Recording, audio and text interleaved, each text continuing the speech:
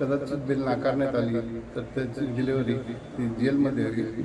तर निर्दोषाला कुठलंही स्टिग्मा किंवा त्रास होऊ नये भविष्यात म्हणून सदरचा रेफरन्स देण्यात आलेला आहे. सांगाल की काय नेमकं झालं होतं आणि श्रीकृष्ण जन्माचा दाखला कसा दिला?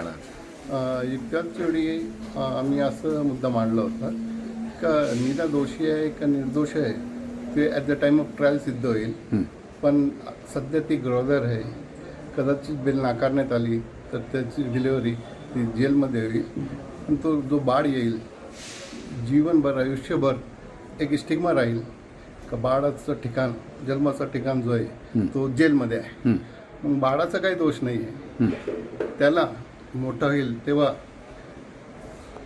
जीवनभर त्याला आयुष्यभर मनात हे राहील का माझा जन्म जेलमध्ये कुठलाही दोष नसताना, म्हणून त्या संदर्भात तसा निकाल देण्यात आलेला आहे. ओके, पण निकालामध्ये त्यांनी असंही म्हटलंय, निकालामध्ये याचा उल्लेखही केला हे विशेष. आता काय सदरची जी केस होती ती धार्मिक भावनेनी कनेक्टेड होती. म्हणून साहेबांचं असं हे आहे का हिंदू धर्मातील देखील या गोष्टीचा विचार करण्यात येतं का निर्दोषाला कुठलंही स्टिग्मा किंवा त्रास होऊ नये भविष्यात म्हणून सदरचा रेफरन्स देण्यात आलेला आहे. महाराष्ट्रातील सर्व बातम्यांचे विश्वासार्ह व्यासपीठ, सकाळच्या सर्व सोशल मीडिया प्लॅटफॉर्मला लाईक, फॉलो आणि सबस्क्राईब करा. तसंच सर्व नोटिफिकेशनसाठी बेल आयकॉन प्रेस करायला विसरू नका.